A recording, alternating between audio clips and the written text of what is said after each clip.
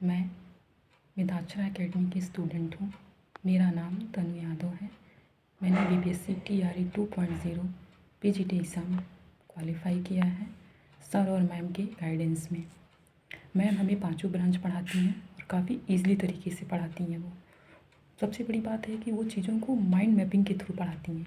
कैसे ग्राफ वे में हम चीज़ों को पढ़ सकते हैं जल्दी जल्दी, ये चीज़ बताती थी। अगर कोई चीज़ों पे हम अगर फंस रहे हैं तो उसको कैसे डील करना है, कैसे बच्चों को बताना है, ये चीज़ वो हम लोगों को बताती थी।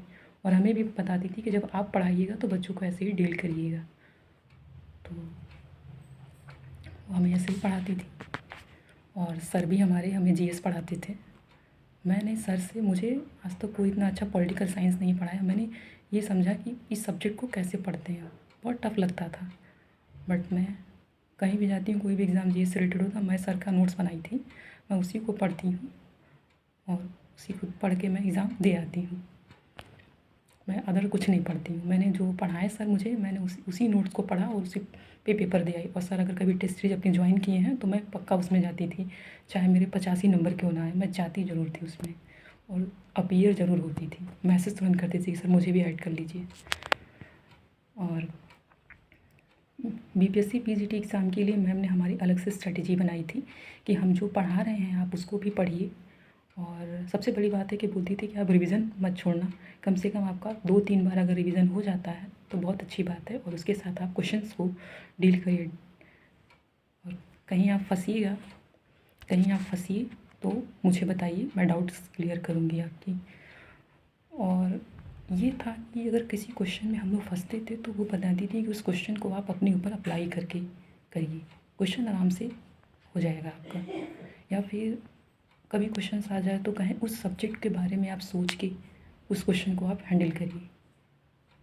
इस तरह से वो हमें बताती थी, पढ़ाती थी।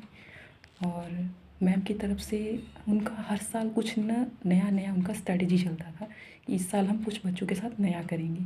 किस बच्चे को क्या समस्या है, वो एक फीडबैक प्रोग्राम उनका चलता था। उस हिसाब से वो बच्चों तक पहुंचती थी, कॉल करके बात करती थी उनसे कि बच्चे को क्या समस्या है, क्यों नहीं एग्ज़ाम क्लियर हो रहा। मेरे साथ भी ऐसा हुआ था। मैं पढ़ती थी, मुझे सब कुछ आता था, बट मैं एग्ज़ाम में परफॉर्म नहीं कर पाती थी। पता नहीं क्यों, नर्वस हो जाती थी। 1 घंटे तक मेरा दिमाग काम करता था, बाकी 2 घंटे दिमाग ही नहीं काम किया मेरा। अब हम क्या करें, हम किससे कहें। तो किसी से नहीं बताते थे। बट एक दिन मैम की तरफ से कॉल आया। उन्होंने कहा कि पहले तो वो नॉर्मल बात की मेरे से कि क्या क्या क्या कर रहे हो, कितना पढ़ाई किया, क्या कंप्लीट किया, कौन सा क्वेश्चन कहाँ तक कंप्लीट किया, कितने ईयर्स के क्वेश्चंस को आपने लगाए, ये सारी चीज़ें मैम ने मुझसे पूछी। फिर पूछा कि समस्या कहाँ आ रही है। तो फिर मैंने बोल दिया कि मैम हम परफॉर्म नहीं कर पा रहे, नहीं समझ आ रहा है हमको, क्या करें हम।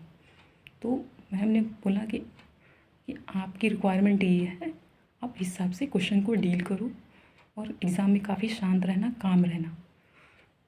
तो बाकी सभी बच्चों के पास उनका टारगेट होता है कि आज मुझे 10 बच्चों से बात करना है और देखना है कि उन्होंने कितना काम किया है।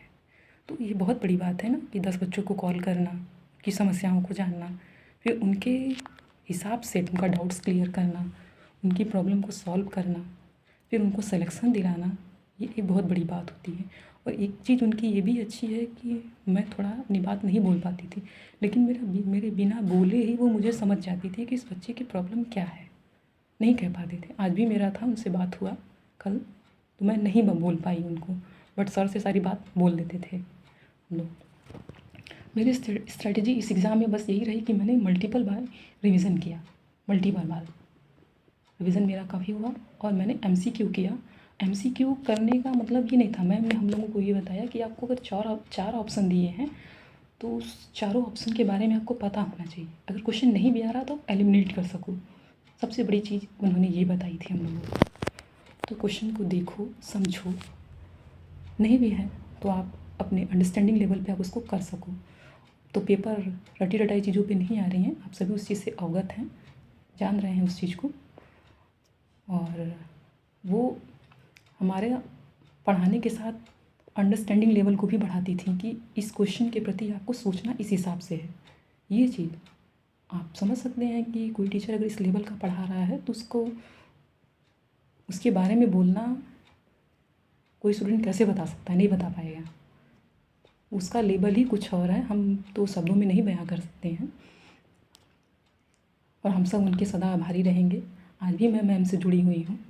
मैंने कहा था हमारा सिलेक्शन नहीं हो रहा था, हम परेशान थे, तो मैम बोली थी कि ठीक है, कोई साथ नहीं है तुम्हारे, मैं साथ हूँ, मैं तुम्हारा साथ कभी नहीं छोड़ूंगी और तुम्हारा सिलेक्शन होगा। इस बार भी मुझे डाउट था कि होगा या नहीं होगा, मैं तो बीमार पड़ गई, पर मैम को भरोसा था।